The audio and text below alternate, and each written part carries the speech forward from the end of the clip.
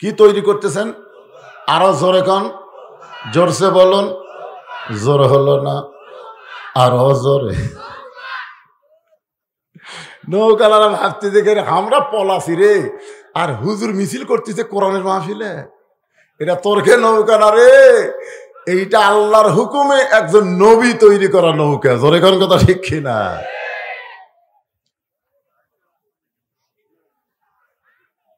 কি নৌকার মিছিল হলো না? মাশাআল্লাহ। এমন সময় একজন বুড়ি মানুষ লাঠিতে ভর দিয়ে সে বলে, বাবা নূহ, এই শুকনা জায়গায় নৌকা বানানোর কারণ কি? মাইকের সাউন্ড একটু বেশি হয়ে গেছে, চঞ্চন করতেছে। এই শুকনা জায়গায় নৌকা বানানোর কারণ কি? নূহ বলতেছেন, বুড়িমা, বন্যা নামক একটা গজব আসবে। ওই গজবে গোটা পৃথিবী পানির নিচে ডুবে যাবে। শুধুমাত্র এই নৌকার মধ্যে যাদের জায়গা হবে, ওই গজবে তাদের কোনো ক্ষতি হবে না। সবাই বলেন সুবহানাল্লাহ। বুড়ি বলতেছে, নূহ, তোমার এই ছোট্ট নৌকায় যদি সবাই উঠতে চায়, এত মানুষের জায়গা কি নৌকার মধ্যে হবে? নূহ বললেন, বুড়িমা, এই নৌকাতে চড়ার শর্ত হলো আল্লাহর বান্দা বান্দি যারা নৌকার ভিতরে জায়গা পাবে তারা।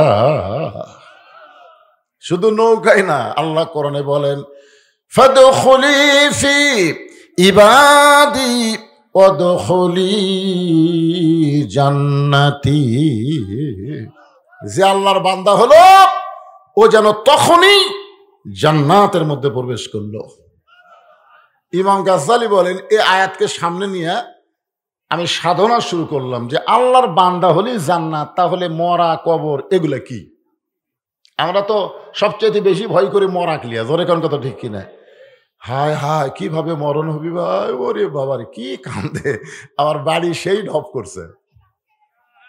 আজরাইল আসার পরে আগে ঘুরে ঘুরে দেখাবে, কে রে, এলা কি রে, ইন্টারভিউ করছিস, হায় হায়, এসি লাগাইছিস, তোর যা সোফা সেট, তোর যা খাটের গদি রে, এগুলা সব ঘুরে ঘুরে দেখে কিছুক্ষণ পরে এইরকম কান্দিস, কি দেখছো?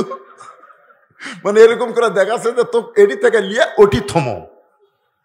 তার মানে বুঝতেছেন না, জীবন গেলে কুটি থবি 3 তালাক। তার মানে মরে গেলি এমন একটা জায়গায় নিয়ে যাওয়া হবে যার কোনো দরজা নাই, জানলা নাই, ইন্টেরিয়র নাই, বাতি নাই, এসি নাই, কিছুই নাই। এজন্যে যে ব্যক্তি দুনিয়াতে যত সাজগোজ করে বাড়ি ঘর বানাবে, তার মৃত্যুর কষ্ট তত বেশি হবে। আর যাই মাটির শুয়ে থাকে, থাকি মাটি, আমার মাটির তলে গেলে অসুবিধা কি? এই জন্যে যে দুনিয়াকে যত ভালোভাবে গ্রহণ করেছে, দুনিয়ার মহব্বতের পাগল হয়ে গেছে, তার মৃত্যুর শাস্তি তত বেশি হবে। আমার কথাকে বুঝলেন? হ্যাঁ। ইমাম গাজ্জালি রহমতুল্লাহ আলাইহি দীর্ঘদিন সাধনা করার পরে এই আয়াতের মধ্যে তিনি পেয়ে গেছেন, মৃত্যু নামক যানবাহনের পিঠে চড়ে কবর নামক দরজা দিয়া প্রত্যেকটা বান্দা জান্নাতের মধ্যে প্রবেশ করবে।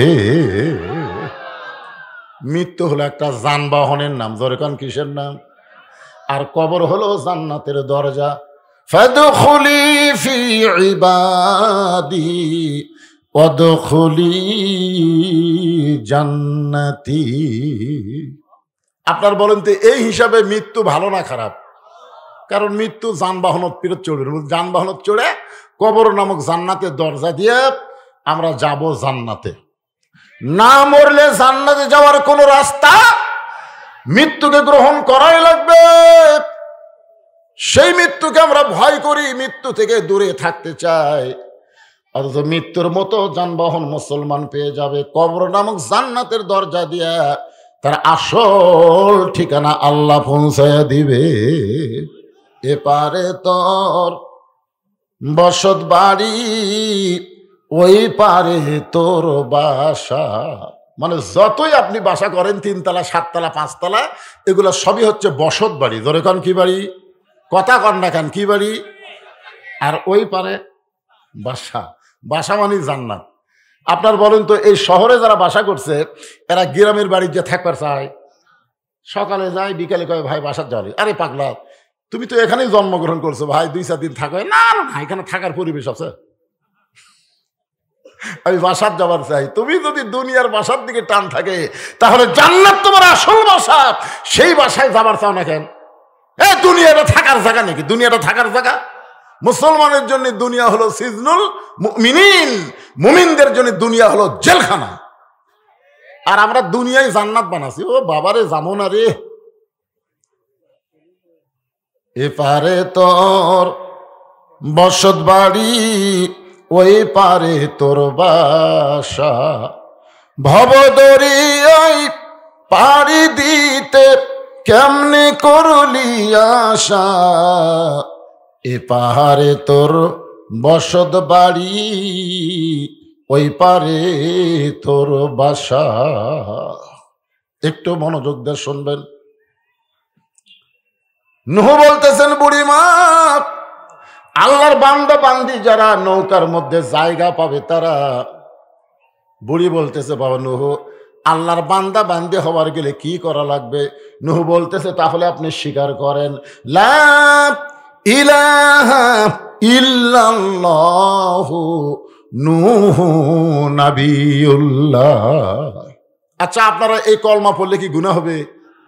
আপনি যদি ইহুদিক বলেন লা ইলাহা ইল্লাল্লাহ মুহাম্মাদুর রাসূলুল্লাহ, ওরা বলবে না। আপনি যদি খ্রিস্টানক বলেন লা ইলাহা ইল্লাল্লাহ মুহাম্মাদুর রাসূলুল্লাহ, ওরা বলবে না। কারণ ওরা আমাকে হিংসা করে, আমাদের নবীগুলো আমাকে নবীকে বিশ্বাস করে না। জোরে কোন কথা ঠিক কিনা? কিন্তু এখন যদি আপনাকে বলি লা ইলাহা ইল্লাল্লাহ মুসা কালিমুল্লাহ, আপনারা আপত্তি করবেন? মুসা নবীকে যারা মানে ওরাই তো ইহুদি, আর ঈসা নবীকে যারা মানে তারা হলো খ্রিস্টান। আমরা যদি বলি লা ইলাহা ইল্লাল্লাহ ঈসা রুহুল্লাহ, আমাদের কোন আপত্তি আছে? মানে আমরা মুসলমান সমস্ত নবীকে বিশ্বাস করি আর বিশ্ব নবীর কলেমা পড়ি। জোরে কোন কথা ঠিক কিনা? কথা বলেন। তাহলে নূহ নবীউল্লাহ বলতে আপনাদের আপত্তি আছে? সবাই একসাথে বলেন লা ইলাহা ইল্লাল্লাহু নূহু নাবিয়ুল্লাহ। নূহ নবী বললেন, বুড়িমা, আপনার আর কোনো টেনশন নাই। বন্যা নামক গজব যখন শুরু হবে, আমি আপনাকে হাত ধরে নৌকায় উঠায় আনিব। সঙ্গে সঙ্গে বুড়ি বললেন, আলহামদুলিল্লাহ ওয়াশকুরুলি ওয়ালা তাকফুরুন। খুব খেয়াল করবেন। আচ্ছা, হাত ধরে তুলবে কে? নূহ নবী। আর প্রশংসা করলো কার? দেখছেন, আমরা তো বড় বড় নেতা আসলে ওর প্রশংসা করতে করতে, আমার নেতার চরিত্র ফুলের মতন পবিত্র, নামাজ পড়ে না, একক তো। কথা ঠিক কিনা? আয়া, আপনারা বলেন যে মানুষ দাঁড়ায় পেশাব করে, নামাজ পড়ে না, ওকে যারা নেতা কয় এরা কি? সুম্মা রাদাদনাহু আসফালা সাফিলিন। একটু মনোযোগ দিয়ে শুনবেন। প্রশংসা পাওয়ার একমাত্র মালিককে। ইন্নাল হামদা ওয়ান নি'মাতা লাকা ওয়াল মুলক লা শারিকা লাক। কে রে হাজী সাহেবরা, কি বলে আইছেন মক্কার কাবা ঘরের সাথে? হ্যাঁ, ওখানে বললেন লাকা ওয়াল মুলক লা শারিকা লাক। একমাত্র আল্লাহ ছাড়া কাউকে রাজনীতিতে, রাষ্ট্রতে, ক্ষমতাতে স্বীকার করি না। একমাত্র রাজনীতি চলবে কার? আরো জোরে কি বলতেছেন? লাকাওয়াল মুল লা শারিকা লাক। গোটা পৃথিবীর রাজত্ব কার? আর কিছু কিছু চামচা নেতা বলতেছে ইসলামের সাথে নাকি রাজনীতির সম্পর্ক নাই। এক ফকির ভিক্ষা করবার যায় থেকে বাদশাহ শাহজাহান মসজিদের মধ্যে 2 হাত তুলে কাঁদতেছে, ও বাদশার বাদশাহ, তোমার দরবার আমি ফকির, আমি ফকির, আমি ফকির। বাংলাদেশের মতন 45টা দেশের সম্রাট নিজকে ফকির বলতেছে। বাদশার বাদশাহ মানে বাদশাকে, আরো জোরে কোন বাদশাকে? তাহলে সম্রাট শাহজাহান কি? ফকির। জোরে কোন সম্রাট শাহজাহান কি? তাহলে যারা বলে ইসলামের সাথে রাজনীতির সম্পর্ক নাই এরা ফকির। বাদশার নীতি হলো রাজনীতি। জোরে কোন কথা ঠিক কিনা? আল্লাহকে বাদশা না? তাবারাকাল্লাযী বিয়াদিহিল মুলক। রাজত্ব কার? তাহলে আল্লাহর নীতি হলো রাজনীতি। সম্রাট শাহজাহান হলো ফকির, মানুষের নীতি হলো ফকরা নীতি। আপনি বলতে পারেন ইসলামের সাথে ফকরা নীতির কোনো সম্পর্ক নাই, তবে গোটা ইসলামটাই হলো রাজনীতি। নীতির রাজা, রাজপথের সেরা পথ রাজপথ। হাঁসের মধ্যে সেরা হাঁস যদি রাজহাঁস হয়, তাহলে নীতির মধ্যে সেরা নীতি হলো রাজনীতি। একটু খেয়াল করবেন, বুড়ি চলে গেল, বুড়ির আর কোনো টেনশন নাই, বুড়ি চলে গেছে। আল্লাহর প্রশংসা করে বিশাল বন্যা হলো, গোটা পৃথিবী 40 দিন পানির তলে ডুবে থাকলো। নূহ নবীর নৌকা এক সময় যদি পর্বতে ভিড়ে গেল। আল্লাহ ডাকতে বলে, নূহ রে খবর কি? নূহ বলতেছে আলহামদুলিল্লাহ, নৌকার মধ্যে যারা জীবিত আছে তারা, নৌকার বাহিরে যারা ধ্বংস হয়েছে তারা। আল্লাহ বলে, নূহ ওই বুড়িটার খবর কি? নূহ বলতেছে, আল্লাহ আমার মনি নাই। কি বুঝলেন? মনি নাই। তার মানে বোঝা গেল যিনি সবসময় আমাদেরকে মনে রাখেন তাকেই ধরা লাগবে, যিনি ভুলে যান তাকে ধরে কোনো লাভ নেই। আমরা বিপদে আপদে মুসিবতে ধরবো কাকে?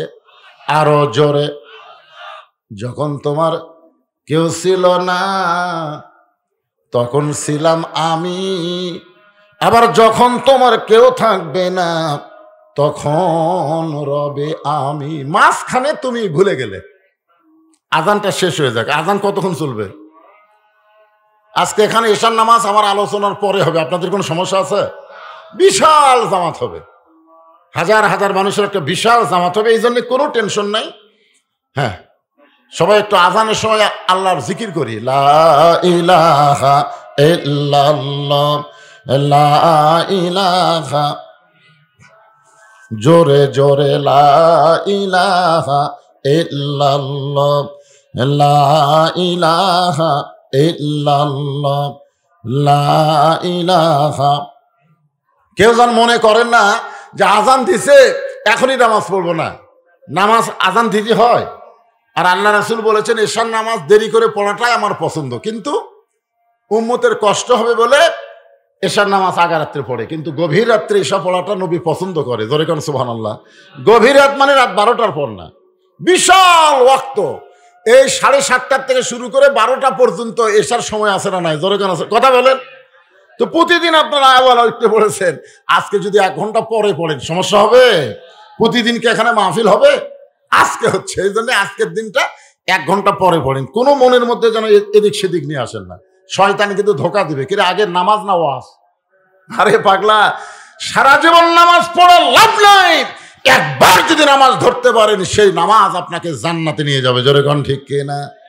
আল্লাহ কয় নামাজের জোরে ফায়েসাকা যাবে দূরে, পাক কোরআনে রয়েছে ঘোষণা।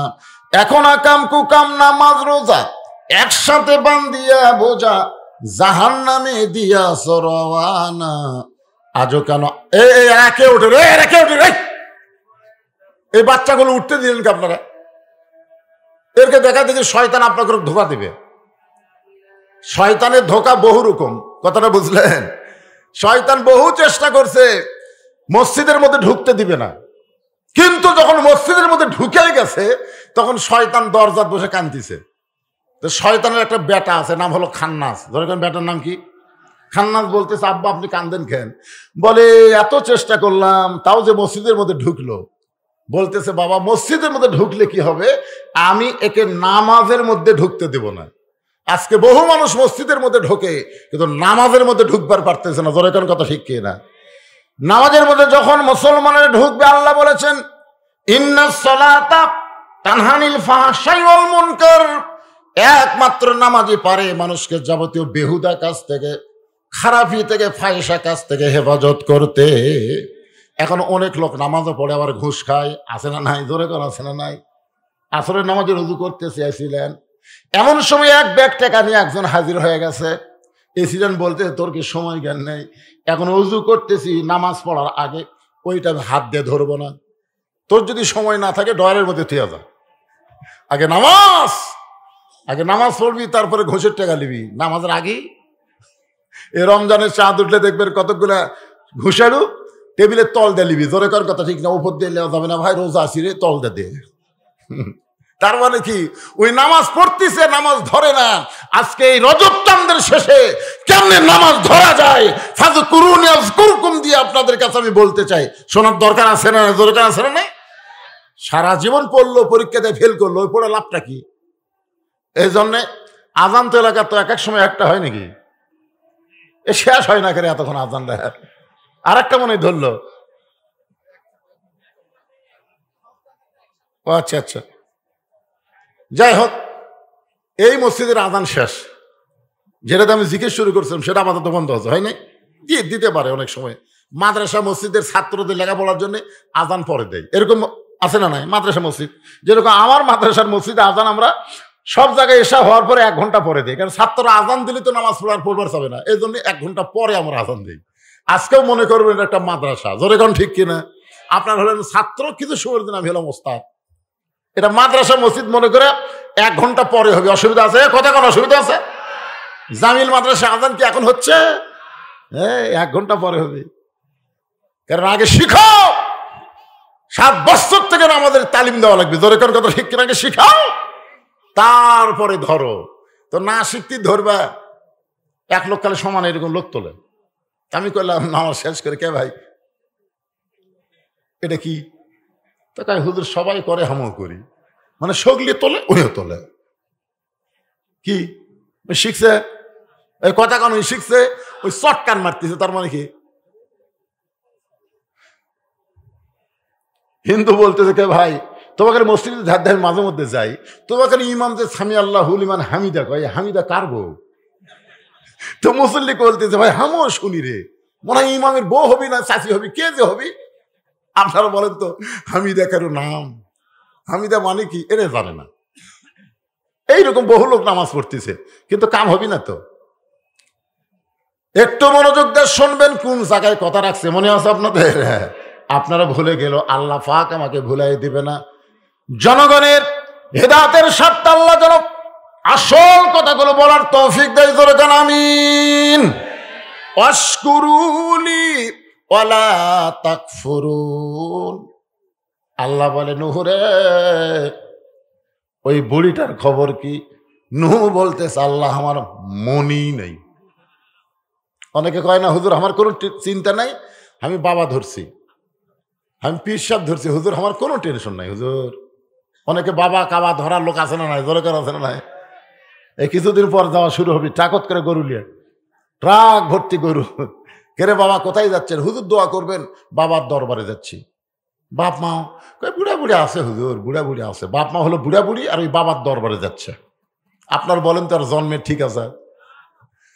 নিজের বাপ মারে বুড়া বুড়ি কয়, আর বাবার দরবারে যায়। বাবা ধরছে, পীর ধরছে। আমি পীরের বিরুদ্ধে ওয়াজ করি না, আমরা ইমামকে ধরেছি, ইক্তেদাইতু বিহাদাল ইমাম, ইমামকে ধরেছি ততক্ষণ পর্যন্ত, ইমাম যতক্ষণ নবীর তরিকা মোতাবেক নামাজ পড়াবে। জোরে কোন ঠিক কিনা? আসরের 4 রাকাত নামাজে ইমাম যদি 3 রাকাত বসে, আমরা কিন্তু আর ধরে থাকবো? কেরে ইমাম 3 রাকাত বসেছে, ডবল টাইটেল পাস, দাওরা পাস, আজকে ধরে বসে থাকে, আল্লাহ কয় নামাজ বাদ। ইমাম যদি ভুল করে লোক মাদে, পিসাব যদি নবীর তরিকা বাদ দিয়ে নিজে একটা তরিকা বানায়, ওই পীরকে বাদ দেওয়া লাগবে। কারণ আতিউল্লাহ ওয়া আতিউর রাসূল, আমরা আল্লাহর আনুগত্য করব, নবীর তরিকা মোতাবেক চলবো। তুমি নতুন তরিকা কুটি পেলা। আজকে মুসলমানের মধ্যে বহু তরিকা ঢুকে যাওয়ার কারণে আমাদের মধ্যে মতভেদ তৈরি হয়ে গেছে। জোরে কর কথা ঠিক না? এই তবলিগের মধ্যেও 2 তরিকা ঢুকছে। তবলিগের মধ্যে 2 তরিকা। জীবনে কোনোদিন শুনছেন তবলিগের লোকেরা বলে, হুজুর এক লোক যাওয়ার সময় উড়ে তো পা দিল, উড়ে তো পাও দিয়ে পার হলো। আমি তাকে বললাম, ভাই তোমার পাও তো লাগেনি? দেখছেন, উড়ে তো পাও দিছে, ওই কিছু কষ্ট নাই ভাই, তোমার পাও তো লাগেনি ভাই। এমন একটা নরম দল এবার খুনাখুনি হলো। জোরে কোন কথা ঠিক কিনা? তার মানে কি বোঝা গেল? তরিকা বাদ দেয়, নিজের তরিকা যদি কেউ বার করবার চাই, তখন দেখবেন সেখানে শান্তির বদলে অশান্তি চলে আসবে। একটা মাত্রই তরিকার মধ্যে শান্তি, সেই তরিকা হলো আমার নবীর তরিকা। আল্লাহর হুকুম, নবীর তরিকা। সুবহানাল্লাহ। তাহলে ধরবো কাকে? আরো জোরে। ইয়াকা নাবুদু ওয়া ইয়াকা নাস্তাইন। কিসের মাধ্যমে আমরা আল্লাহকে ধরবো? ইবাদতের মাধ্যমে। সুবহানাল্লাহ বলেন। ইবাদতের মাধ্যমে। ইয়াকা নাবুদু, আল্লাহ তোমার গোলামি করি, তোমাকে ধরে তোমার সাহায্য চাই।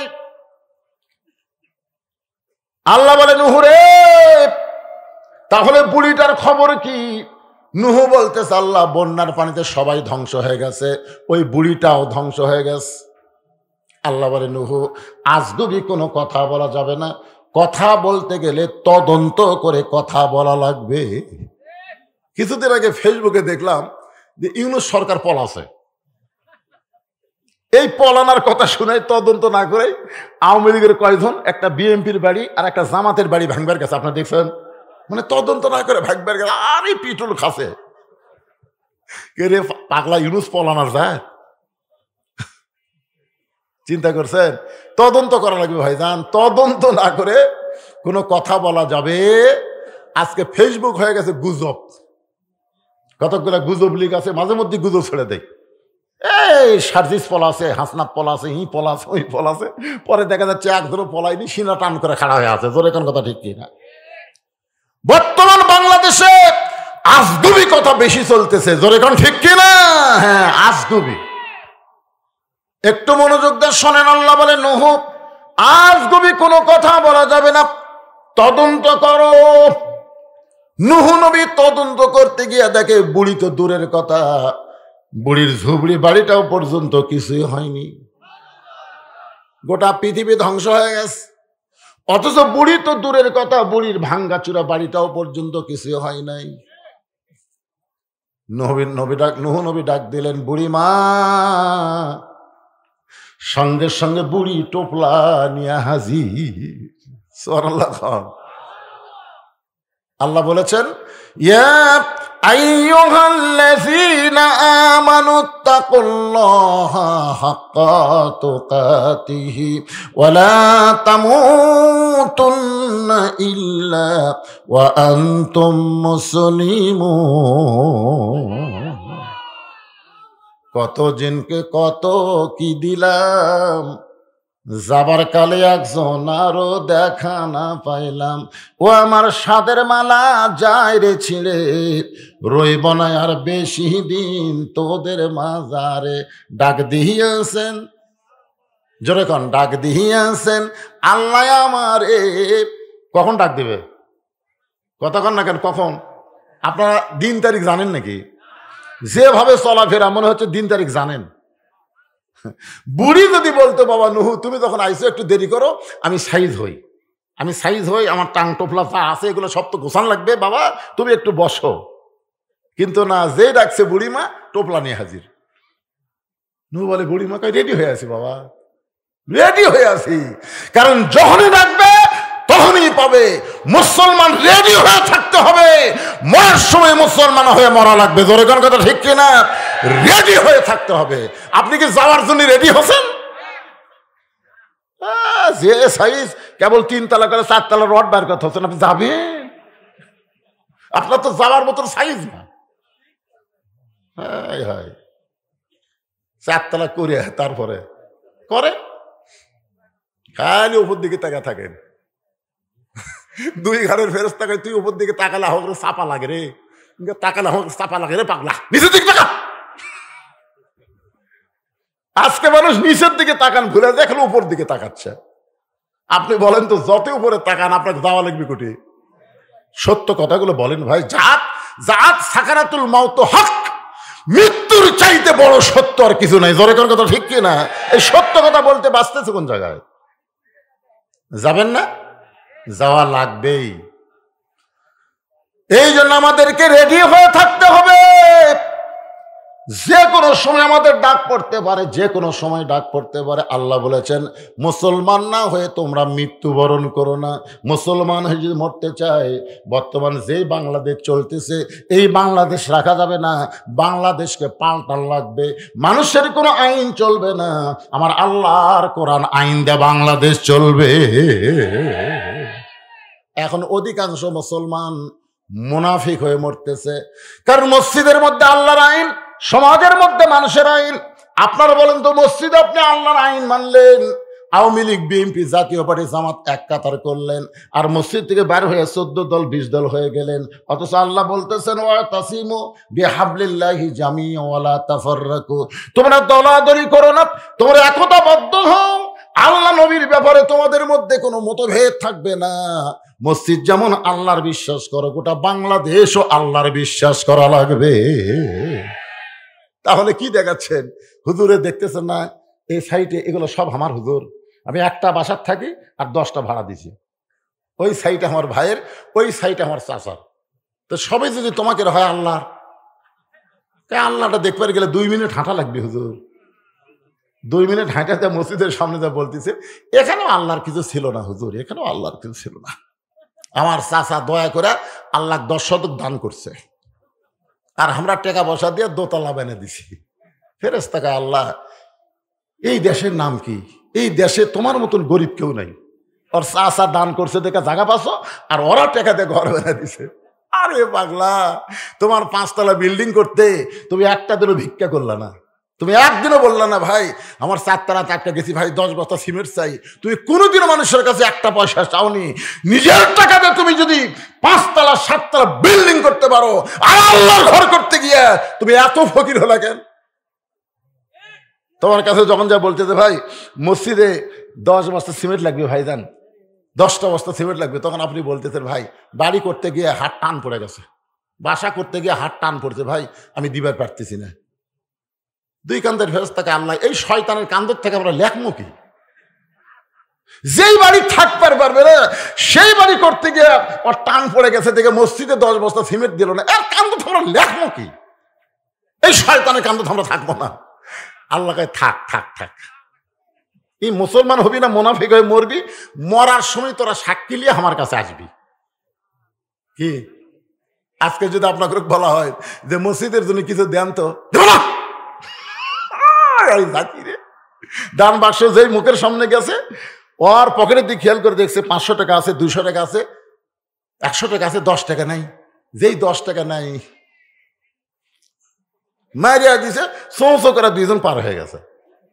ওরা 2 জন বলতেছে আল্লাহ তো গ্রহণ করুক রে, তুই এমন ঠেলা মারলো আমাকে দেওয়া লাগলো না। ফেরেশতাকে আল্লাহ দান বাক্স ঠেলা মারলো, রেজাল্ট কি? আল্লাহ কই দান বাক্স ঠেলা মারেনি, এই জান্নাত ঠেলা মারছে। জোরে কোন কথা ঠিক কিনা? জান্নাত। কি মনে করতেছেন মসজিদে আপনি দান করবেন, আল্লাহ আপনার টাকা নিয়ে আপনাকেই দিবে, আপনার নামে জান্নাতে একটা কামরা বানায় দিবে। জোরে কোন সুবহানাল্লাহ। আর টাকা চালি আছে ওয়াস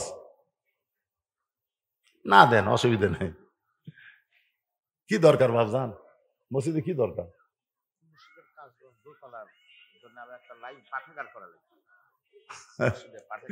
মানে আমার জামা এখানকার খতিব তো, ওটার কায়দা নেই। এখন উঠবেন, ওঠেন, টাকা দেওয়ার ভয় যদি আপনি ওঠেন, ওঠেন, ওটা কুটি যাবেন সেই চিন্তা করেন, আপনি বাসার যাবেন না হাসপাতালে যাবেন সেই চিন্তা করেন।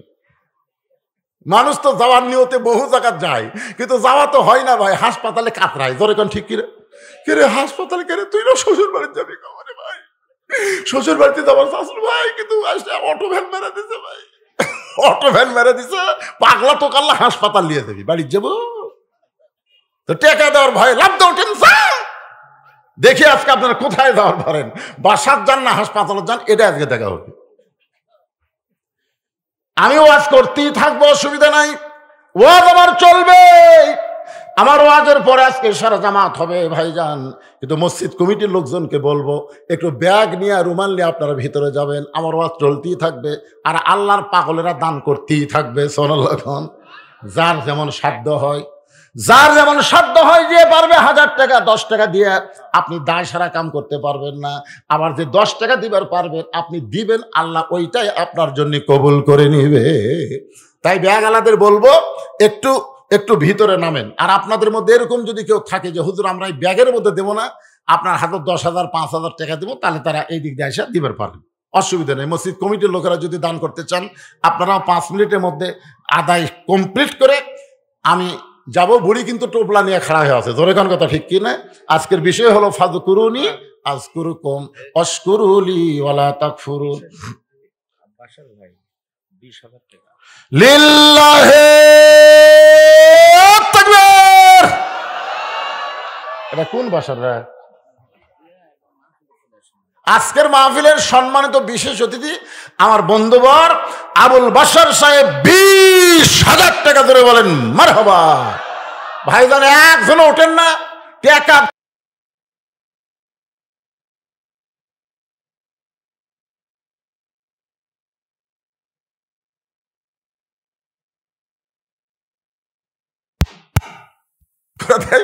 কই হুজুর খালি ওয়াজে জানে, আদায় জানে না। কি টেকনিক করে আদায় করতেছে তুলে দেওয়া লাগবে না?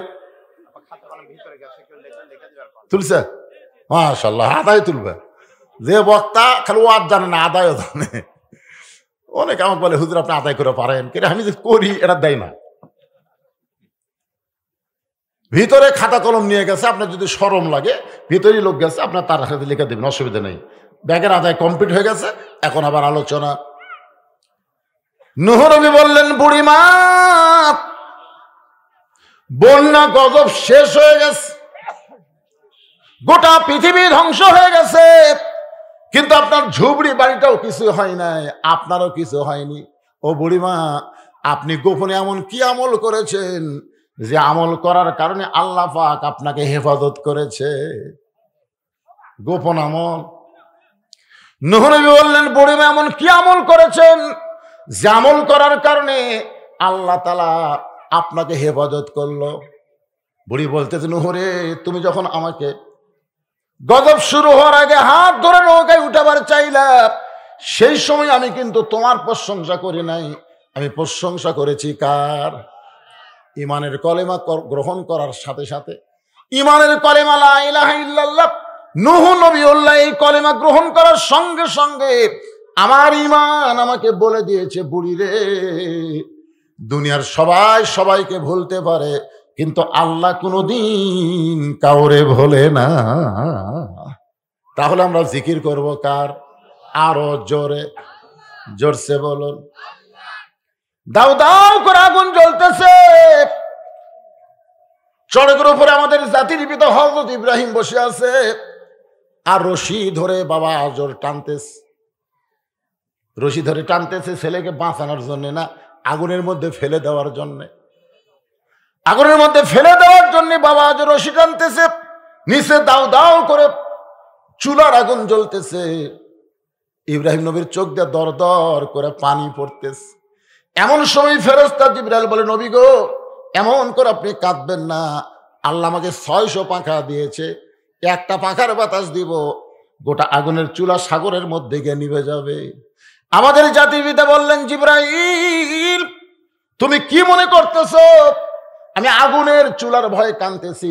তা কান্দি না, আমার কান্নার কারণ হলো দুনিয়াতে কোনো সন্তান যখন বিপদে পড়ে বাবা তাকে সাহায্য করার জন্য এগিয়ে আসে, কিন্তু ভাগ্য করে এমন একটা বাবা পাইছি যে বাবা সন্তানকে সাহায্য না করে সন্তানকে আগুনের মধ্যে ফেলে দিবার চায়।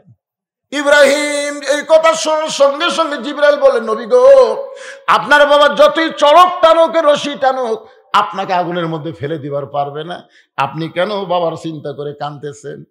ইব্রাহিম বলে জিবরাইল শোনো, আমার বাবা মাকে দুনিয়ার নমরুদের আগুনের চুলার মধ্যে ফেলে দিবার চাই, কিন্তু এমন কতগুলো বাবা কিয়ামত পর্যন্ত পৃথিবীতে জন্ম নিবে যাদের সন্তানকে জাহান্নামের আগুনে তারা পুড়াবার যাবে।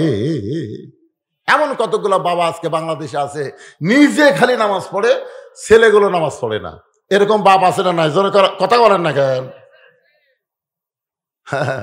আল্লাহ কোরআনে বলেছেন কু আনফুসাকুম ওয়া আহলিকুম নারা, জাহান্নামের আগুন থেকে বাঁচতে গেলে একলা বাঁচলে হবে না পাগল, তোমার আহাল পরিবার নিয়ে বাঁচা লাগবে। এই কথা কার কথা বলে? আজকে মসজিদে বাবা তুমি নামাজ পড়ো, তোমার ছেলে কি করে, তোমার মেয়ে কি করতেছে? অনেক স্বামী আছে দেখবেন দুপুরবেলা বাড়ি গেছে, এখন 3 তরকারিতে ভাত ডাইনিং টেবিলে, স্বামী কিন্তু জোহর নামাজ পড়ে এসে দোয়া পড়তেছে আল্লাহুম্মা বারিক লানা ফি মা রাযাকতানা ওয়া কিনা আযাবান নার, এই বলে বিসমিল্লাহ বলে যখন খাবার যাবে এমন সময় বিবেক বলতেছে দোয়া তো ভালোই মারতেছ, তোর বউ কি নামাজ পড়ছে যে তোর সামনে 3 তরকারিতে ভাত দিল, সে বইয়ের খোঁজ নিবি না? তখন বলতেছে কে গো নামাজের খবর কি? গোসলই করিনি। তা আপনি নামাজে হয়ে বেয়া নামাজের হাতে খাচ্ছেন, আপনার নামাজের বরকত কি সিধা দিকে যাবে না উল্টা দিকে যাবে? তখন আপনার কি করা দরকার? গোসল কর, নামাজ পড়, আমি বেয়া নামাজের হাতে খাবো রে। এই কথা বলে হুঙ্কার মারার সাথে বউ দৌড়ে গিয়া গোসল করে যখন নামাজ পড়ে যখন আপনার সামনে খাবার দিচ্ছে, আপনি তখন বলতেছেন হুন্না লিবাসুল্লাকুম ও আনতুম লিবাসুল্লাহ হুন্না। স্বামী হলো বিবির পোশাক, বিবি হলো স্বামীর পোশাক। আমি একলা খাবো কেন? দুইজনে মিলে খাই। দুইজন মিলে যখন খাওয়া দাওয়া করতেছে, ফেরেশতাকে আল্লাহ খবর কি, আল্লাহকে স্বামী স্ত্রী দুটাই জান্নাতি। সুবহানাল্লাহ কর না কেন? তার মানে কি বুঝতেছেন? আপনি একলা নামাজ পড়ে, জোহর নামাজ পড়ে বাড়ি যায়, ছেলে ডাকতেছেন বাবু বাবু আসো ভাত খাই। ফেরেশতাকে আল্লাহ নামাজে যাওয়ার সময় চোরের মতন গেল, আর ভাত খাওয়ার সময় ডাকাত হয়ে গেল। নামাজে যাওয়ার সময় একলা একলা গেছে, আর ভাত খাওয়ার সময় ছেলে ডাকতেছে। এরকম বাপ আছে না নাই? কথা কর না কেন? এরকম বাপ আছে না নাই? তাহলে নামাজের সময় একলা গেলাম, আর খাওয়ার সময় তোমার সন্তানকে ডাকতেছো। প্রকৃত বাবা যদি হও, তাহলে দুনিয়ার দিকে না তাকায় তোমার বাবার জান্নাত, তোমার সন্তানের জান্নাতের দিকে তাকাও। এমন কিছু কর্ম সন্তানকে দাও যে কর্মের কারণে আল্লাহ তাআলা তাকে জান্নাত দিয়ে দেয়। ওই বাবাই হলো পৃথিবীর সবচাইতে ভালো বাবা। যে বাবা সন্তানের দুনিয়া চায় না, আখেরাত ভালো চায়, ওই বাবাই পৃথিবীর সবচাইতে খারাপ বাবা। যে বাবা সন্তানের দুনিয়া ভালো চায় কিন্তু আখেরাত ভালো চায় না। দুনিয়ার 3 তলা 5 তলা গল্প করে, আমার মরে গেলে ছেলের কোনো টেনশন নাই, আমি এত জায়গা জমি বাসা বাড়ি করে থেকে গেছি, ভাড়া দিয়ে খাবি।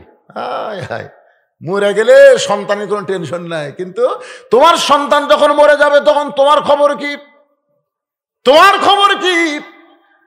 আল্লাহ নবী যখন জান্নাতের মধ্যে ঢুকলেন, লাইলাতুল মেরাজে নবী দেখলেন আল্লাহ কিয়ামত পর্যন্ত যা হবে নবীকে দেখাইছেন। নবী দেখলেন কতগুলো বাবা হাউমাউ করে জান্নাতের মধ্যে কাঁদতেছে। আবার নবী যখন জাহান্নামের মধ্যে ঢুকলেন, এমন সময় দেখতেছে কতগুলা বাবা মুস্কি মুস্কি হাসতেছে। নবী বলেন, জিবরাইল, জান্নাতের মধ্যে কতগুলো বাবাকে আমি কান্না দেখলাম, আর জাহান্নামের মধ্যে কতগুলো বাবাকে হাসা দেখলাম, কারণ কি? জিবরাইল বলে, রাসূলুল্লাহ, এই জাহান্নামের মধ্যে যারা হাসতেছে তারা নিজের পাপের কারণে জাহান্নামী হয়েছে, কিন্তু তাদের সন্তানগুলো নামাজ পড়ে পড়ে সব সময় আল্লাহর কাছে বলতেছে, রব্বির হামহুমা কামা রব্বায়ানি সগীরা। বাবার জন্য সন্তান মসজিদে দান করে, বাবার জন্য সন্তান মাদ্রাসায় দান করে। আল্লাহ ডাক দে বলে, পাগল রে, তুই পাপের কারণে জাহান্নামী হলে কি হবে? তোর নেককার সন্তানের আমলের কারণে অতি সত্বর আমি আল্লাহ তোরে জান্নাত দিয়া দিব। অতি সত্বর জান্নাত পাওয়ার আশায় তারা মুস্কি মুস্কি হাসতেছে। আর যাদেরকে জান্নাতের মধ্যে কাঁদতে দেখলেন, আর নিজের নেকির কারণে জান্নাতি হয়েছে, কিন্তু এদের সন্তানগুলো সবসময় জুয়া খেলে, তাসের আড্ডার মধ্যে ফেন্সিডিল খায়, ইয়াবা খায়, নামাজের ধার দেওয়া যায় না, আজান দিলে কানত আঙ্গুল দেয়।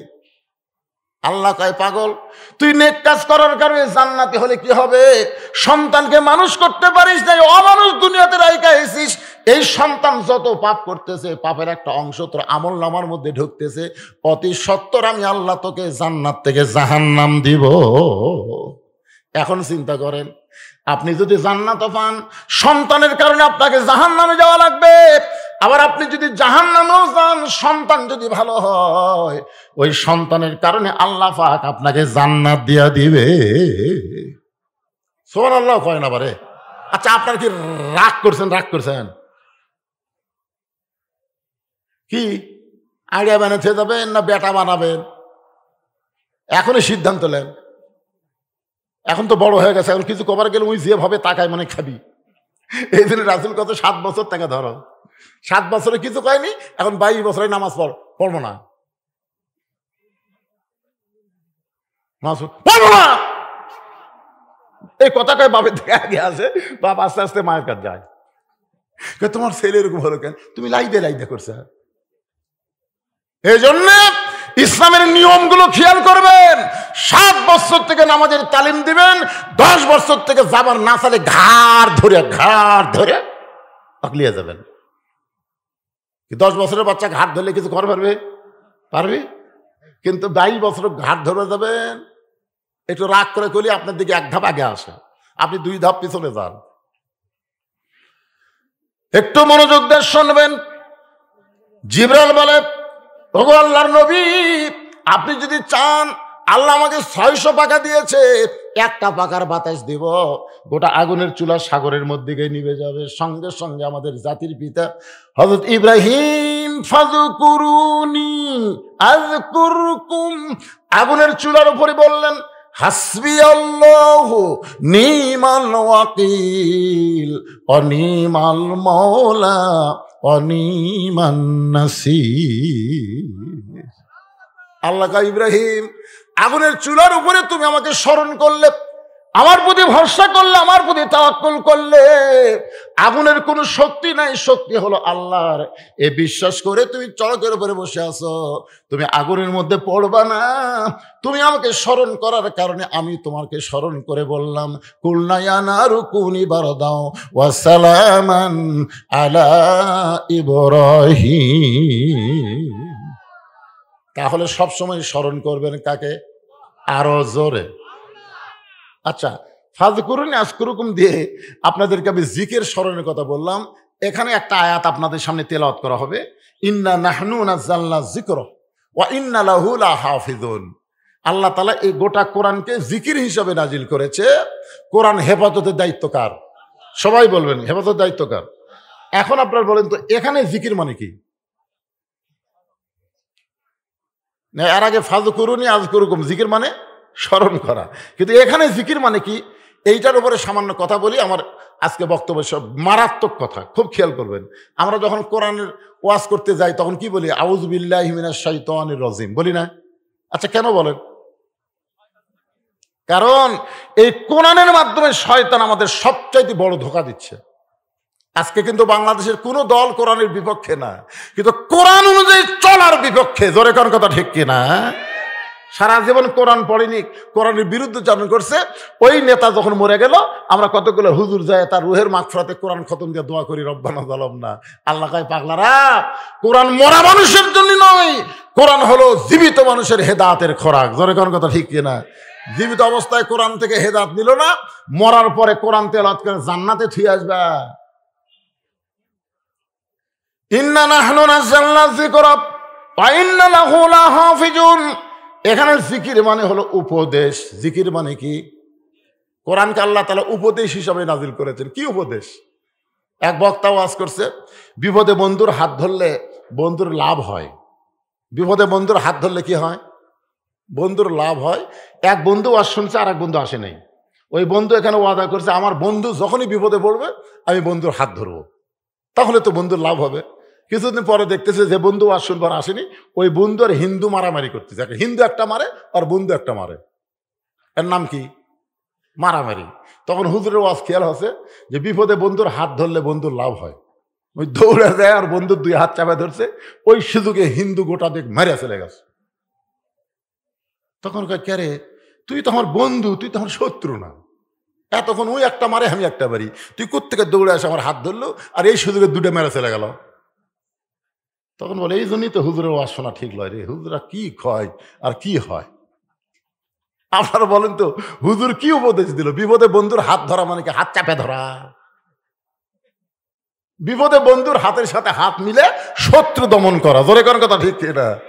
এই কোরআন আমাদের কি উপদেশ দিল, আর আমরা কি উপদেশ পেলাম? আজকে গরিবগুলোর সন্তান কোরআনের মাদ্রাসায় পড়ে, ধনীর সন্তানগুলো কোরআনের মাদ্রাসায় যায় না। আমরা সবাই জানি কোরআন দুনিয়ার জন্য না, কোরআন হলো আখিরাতের উপকার করে, মরার পরে কোরআন, তাই নাকি? এই উপদেশ আপনারা বুঝলেন? ভাইজান, একটু খেয়াল করবেন। কোন জিনিস আল্লাহ হেফাজতের দায়িত্ব নেয় না, শুধুমাত্র কোরআনের দায়িত্ব নিয়েছে। কারণ কোরআন অনুযায়ী আমরা চলবো। কারবালা মসজিদ হেফাজতের দায়িত্ব কার? এই যে আপনাদের কারবালা মসজিদ হেফাজতের দায়িত্ব কার? আরো জোরে, জোরসে বলেন। জোর হলো না? এটাই তো। জলাশয়ের তলা এক বন্ধুর বাসায় যখনই ঢুকবেন, তখন ওই গেটের কাছে একটা খাঁচার মধ্যে ময়না পাখি আছে। গেট খোলা মাত্রই ময়না পাখি বলে, আসসালামু আলাইকুম। যতবার গেট খুলবেন, ও আসসালামু আলাইকুম। মানে গেটের সাথে আর সালামের সম্পর্ক। একটা কুত্তা মাথা দিয়ে ঠেলে গেট খুলছে, ময়নাকে আসসালামু আলাইকুম। আপনার বলেন তো, ময়না কি সালামের উত্তর জানে? সালামের অর্থ জানে? ওরা শিখা দিছে, ওই খালি সমানে চামালিকম করতেছে। তো আপনারা তো তাই করলেন। আমি এতক্ষণ ধরে বললাম কি আর আপনারা বুঝলেন কি? আচ্ছা ঠিক আছে, এশার নামাজে মসজিদে যাওয়ার সময় মুয়াজ্জিন তালা দেয়নি, তালা না দিয়ে বাড়িতে গেছে, সকালে এসে তাকে মাইক চুরি হচ্ছে। আপনারা বলেন তো মুসল্লিগুলা কার দোষ দিবি? কথা কন না কেন, কথা কন না কেন? আল্লাহর দোষ। কেন মুয়াজ্জিন তালা দিস নি কে? তালা না দেওয়ার কারণে তো চুরি হলো। তাহলে বোঝা গেল মসজিদ আল্লাহর ঘর, হেফাজতের দায়িত্ব আল্লাহর না, মুয়াজ্জিনের উপরে দায়িত্ব দেওয়া হয়েছে। জোরে কোন কথা ঠিক করে কথা বলেন। কিন্তু কোরআন এই হেফাজতের দায়িত্ব আল্লাহ কোনো মৌলবি মুনশিক দেয়নি। কোরআন হেফাজতের দায়িত্ব আল্লাহ নিজেই রেখেছেন, নিজের কাছে নিজে আল্লাহ হেফাজত করেন। কারণ কি? যে কোরআন অনুযায়ী আমাদের চলা লাগবে। এই কোরআন যদি কারো হাতে দিত, উনি যদি জের জবর কম বেশি করে আমাকে বলতো। এই জন্যে এখানে জিকির মানে হলো উপদেশ। এই উপদেশটা গ্রহণ করা লাগবে কয়েক ভাবে। সব ভাবের কথা আজকে বলা যাবে না, একটা ভাবের কথা আপনাদের বলি, একটু মনোযোগ দেন এদিকে। একটা ভাবের কথা একটু মনোযোগ দেন। ভাবটা বলবো না বিরক্ত হচ্ছেন? ফাযকুরুনি আযকুরকুম ওয়াশকুরুলি ওয়ালা তাকফুরুন। আল্লাহর শুকর গুজারি বান্দা হও, তোমরা কুফরি করিও না। আল্লাহর কোরআনকে শুধু ওয়াজের মধ্যে সীমাবদ্ধ রাখলে হবে না, একটু ভাবের ওয়াজ শোনেন। নবী যখন কোরআন তেলাওয়াত করত, সবচাইতে দায়িত্ব নিয়ে যদি কোরআন তেলাওয়াত শুনতো, সবচাইতে বেশি দায়িত্ব নিয়ে যে কোরআন তেলাওয়াত শুনতো, তার নাম হলো আবু জেহেল। সবচাইতে বেশি দায়িত্ব। সাহাবেরা তাও নবীর সামনে বসে শুনতো, আর ওই পিছনে দাঁড়িয়ে চোরের মতন খাড়া হয়ে 2-1 ঘন্টা না, যতক্ষণ নবী কোরআন তেলাওয়াত করতো ততক্ষণ খালি শুনতোই আর শুনতো। কি দায়িত্ব দেখছেন? বসে না। আবার তেলাওয়াত যখন নবী করে তখন যায়ও না, খালি কান লাগা শোনে। সকালবেলা যায় মিটিং এর মধ্যে, হঠাৎ মুখ ফসকা বার হচ্ছে। হঠাৎ আবু জেহেল বলতেছে, এত সুন্দর কোরআনের বাণী, রাতটা কোন দিক দিয়ে গেল আমি বুঝবারই পারিনি। সুবহানাল্লাহ কবেন না? এত সুন্দর কোরআনের বাণী, তার মানে দায়িত্ব নিয়ে শুনছে। এত সুন্দর কোরআনের বাণী, রাতটা কোন দিক দিয়ে গেল আমি বুঝবারই পারিনি। আবু জেহেলের কাছে একজন নেতা ছিল, তার নাম হলো আবু সুফিয়ান তেলতেলা। ধরে কোন কি? আবু সুফিয়ান বলে নেতা, যেই কোরআন শুনতে রাত চলে গেল, বোঝা গেল না, সেই কোরআনটা ধরলে অসুবিধা কি? ধরলে শুনলেই যদি এত মজা হয়, তাহলে ধরলে সমস্যা কি? আবু জেহেল বলতেছে, হক কথা। সুবহানাল্লাহ। শোনা আর ধরা, শোনাটা কিন্তু তেমন গুরুত্ব না, ধরাটাই হলো গুরুত্ব। এই জন্য বলতে হক কথা, জোরে বলা যাবে না, কাছে আই। আবু সুফিয়ান যে কাছে কাছে কানের সঙ্গে কান লাগা বলতেছে, দেখ তো আশেপাশে কেউ আছে কিনা। তাকে না, কেউ তো নাই, আমি আর আপনি। তা কানের মধ্যে মুখ দিয়ে বলতেছে, এই কোরআনকে যদি গ্রহণ করি তাহলে তোর আমার ভুয়া নেতৃত্ব চলবি না। আমরা যে নেতাগিরি করতেছি এটা হলো ভুয়া। ভুয়া। জোরে কন কি? আরো জোরে, জোরসে বলুন, আরো জোরে। এই যে মোস্তাক আহমদ একটা বিয়া করছে, ও যে ঠাকুরগাঁও,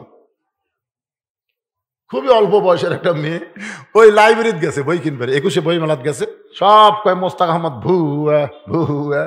তারপর আমাকে হিরো আলমও গেছিল, কছে ভুয়া ভুয়া। সাকিব খানও গেছিল, কয় ভুয়া। একটা রবি উঠেছিল ভুয়া। জোরে কন ঠিক কিনা? তাহলে কোরআন ছাড়া মানুষেরা ইন্ডিয়াদের নেতৃত্ব দিবে, এরা হলো আরো জোরে, জোরসে বলেন।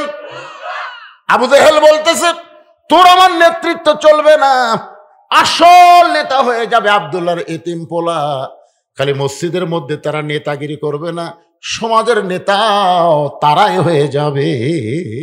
আপনার বলেন তো, মসজিদের একটা ইমাম যখন আপনার নিয়োগ দেন, কি কি দেখে দেন? কথা কন না কেন? মসজিদের একটা ইমাম যদি আপনার নিয়োগ দেন, তাহলে কি দেখেন? না, তেলাওয়াত ভালো আছে, তেলাওয়াত ভালো, চেহারাও মাশাআল্লাহ, কিন্তু ইমামের বউ একদিন মার্কেট করছে, ওটা আর মসজিদ কমিটির সেক্রেটারি দেখছে, আপনার বউ ইমাম কয় বাড়ি তেলাওয়াত ভালো, চেহারা ভালো, সুরত ভালো, সবই ভালো, খালি বউটা মার্কেটে গেছে, এই না হবে না তো। আপনি বউ ব্যাপারটা চলে, মার্কেটত যায়, যতই বোরকা পরে দেখ, মরদ মানুষের কথা বলে কাপড় লেয়, এই লোকের পাশে আমরা ইত্যাদি করবো না। ওরে বাবা রে, আপনি মসজিদের নেতা নির্বাচনের ব্যাপারে এত সজাগ হলেন, আর 2টা থানার একটা এমপি হবি, সেইটা নির্বাচনের ব্যাপারে আপনাকে সজাগ হওয়ার দরকার আছে না? কথা বলে আজকে মসজিদের ব্যাপারে সজাগ বলে মসজিদ ভালো আছে। সমাজের ব্যাপারে সজাগ হবার গেলে তাহলে আল্লাহর কোরআনকে ইন্না নাহনু নাযালনা যিকরা ওয়া ইন্না লাহু লাহাফিজুন, আল্লাহ বলেছেন কোরআনকে আমি জিকির হিসাবে নাজিল করেছি, এই কোরআন হেফাজতের দায়িত্ব হলো আল্লাহর। জোরে বলেন কার? এখন আর একটা জিকিরের ওয়াজ করবো, কুরাই শেষ। জিকিরটা হলো ইযা নুদিয়া লিস-সালাতি মিন ইয়াউমিল জুমআ ফাসআউ ইলা যিকিরিল্লাহ। আপনারা সবাই বলেন এখানে জিকির মানে কি? একেবারে এর আগে জিকির মানে হলো স্মরণ করা, ফাযকুরুনি আযকুরকুম, আমরা আল্লাহ স্মরণ করবো, আল্লাহ আমাকে স্মরণ করবে। তারপরে জিকির মানে হলো কি করা? হেফাজত করা। হেফাজত জিকির মানে কোরআন। আর এখানে জিকির মানে কি? যে ইযা নুদিয়া লিস-সালাহ মিন ইয়াউমিল জুমআ ফাসাউ ইলা যিকরিল্লাহ, জুমার নামাজে যখন আজান দিবে, আজান শোনার সঙ্গে সঙ্গে, ফাসাও মানে কি? সাথে সাথে জোরে জোরে মসজিদে হাজিরা দিবা। কার হুকুম?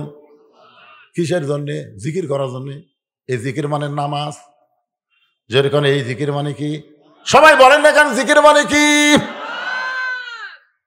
হুজুর মসজিদ দোতলা করতেছে, হুজুর আলহামদুলিল্লাহ, এত মুসল্লি হয় হুজুর আটেন তো, এখন দোতলা তো আর হবে না হুজুর, 3 তালা করা লাগবে, এত মুসল্লি আলহামদুলিল্লাহ 3 তালা করবেন। তো ফজরের খবর কি? ফজরের খবর তো আপনারা কি বল, জুম্মার নামাজের দাম বেশি না ফজরের নামাজের দাম বেশি? কথা কর না কেন বাঙালি, এই সময় কথা বলা লাগবে তো।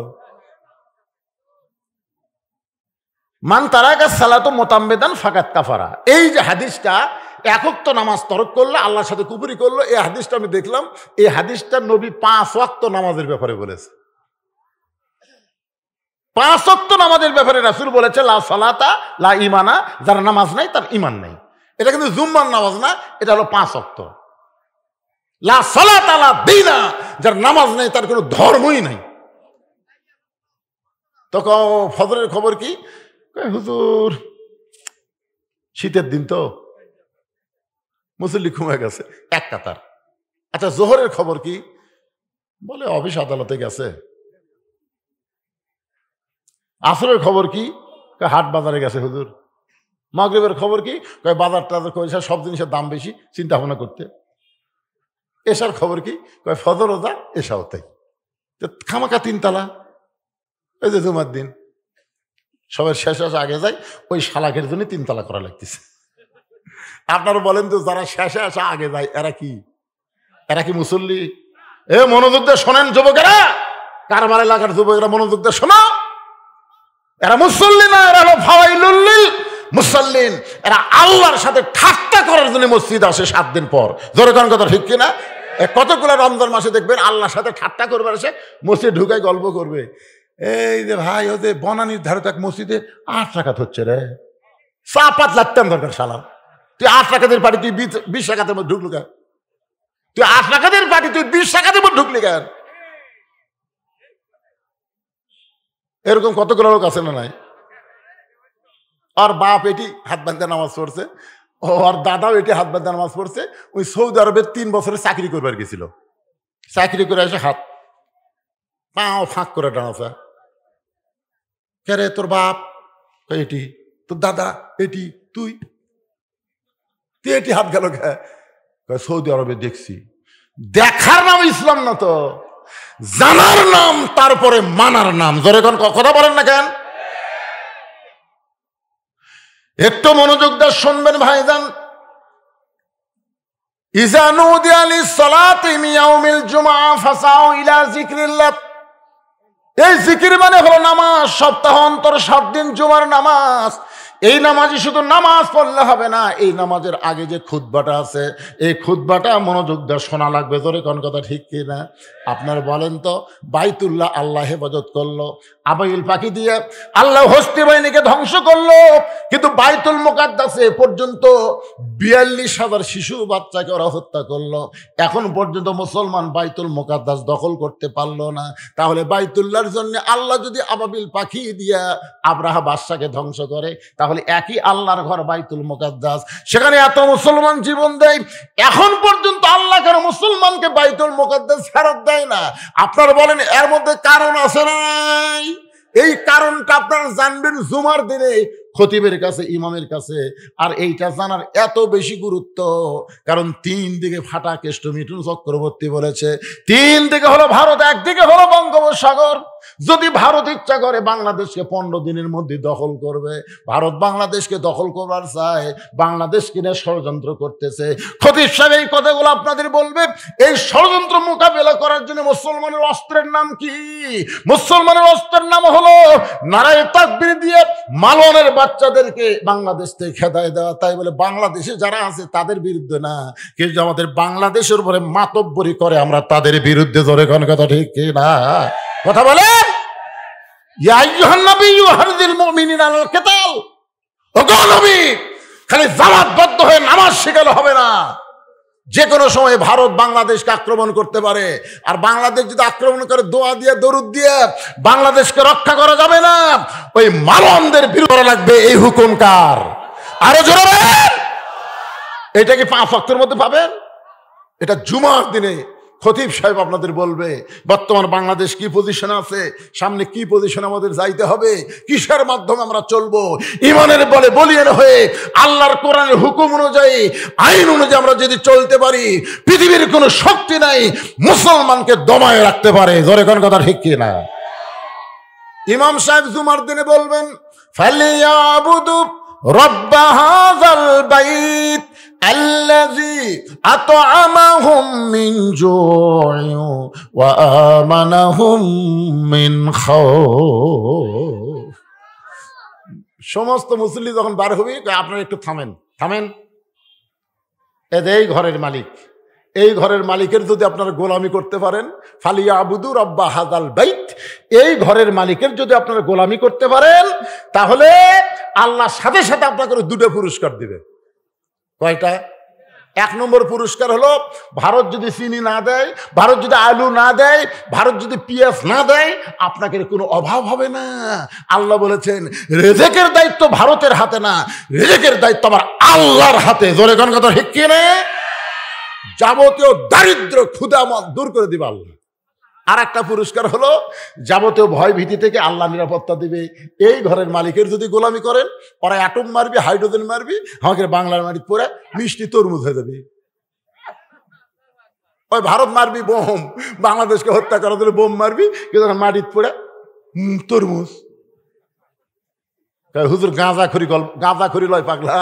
সাগর যদি মুসা নবীর জন্য আল্লাহ রাস্তা বানাবার পারে, ইব্রাহিম নবীর জন্য যদি আগুনের চুলা শান্তির বাগান বানাবার পারে, তাহলে আমাকে সে আল্লাহ কেন পারবে না ভারতের অস্ত্র বাংলাদেশের জন্য মিষ্টি বাঙ্গি তরমুজ বানাতে?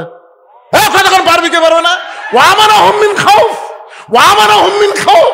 সমস্ত ভয় ভীতি থেকে আল্লাহ পুরোপুরি নিরাপত্তা দিয়ে দিবে। জোরে কোন সুবহানাল্লাহ। শর্ত হলো এই ঘরের মালিকের গোলামি করা লাগবে। আর গোলামি করতে গেলে আল্লাহর কোরআনের বিকল্প কোনো রাস্তা। আল্লাহ যেন আমাদের সবাইকে তৌফিক দেয়। সকলে বলে আল্লাহুম্মা আমিন। আস্তাগফিরুল্লাহ রাব্বি মিন কুল্লি যামবি ওয়া তুবু ইলাইহি লা হাওলা ওয়ালা কুওয়াতা ইল্লা বিল্লাহিল আলিয়্যিল আযীম। আচ্ছা ঠিক আছে, লোক তো উঠছে সব। একটু বসেন, সবাই একটু বসেন। ভাই আপনারা এতক্ষণ থাকলেন, একটু দয়া করে আপনারা মোনাজাতটা করবেন। এরপর আপনারা জানেন আন্তর্জাতিক নন্দিত মুফাসসিরে কোরআন হযরত মাওলানা মাহফুজুর রহমান দিনাজপুরি কথা বলবেন। এবং আপনাদের এই মানুষগুলোর জন্যই আপনারা আমাদের মেহমান, এই কমিটি তাবারকের ব্যবস্থা করেছে। আপনারা আমাদের সাথে বেশি রাত না, আপনারা দয়া করে থাকবেন। এখন আজকের মাহফিলের সম্মানিত অতিথি, শাহজাহানপুরের বগুড়া সদরের সমস্ত মানুষের কাছে যার পরিচিতি অনেক বড়, অল্প বয়সে আল্লাহ তাকে অনেক বড় সম্মান দিয়েছেন। সাদামপুর উপজেলা পরিষদের ভারপ্রাপ্ত সাবেক চেয়ারম্যান এবং উপজেলা বিএনপির তুখর নেতা আমাদের প্রিয় ভাই জনাব আবুল বাশার সাহেবের হাতে সম্মাননার স্মারক আমরা তুলে দিচ্ছি। আমাদের মসজিদ কমিটির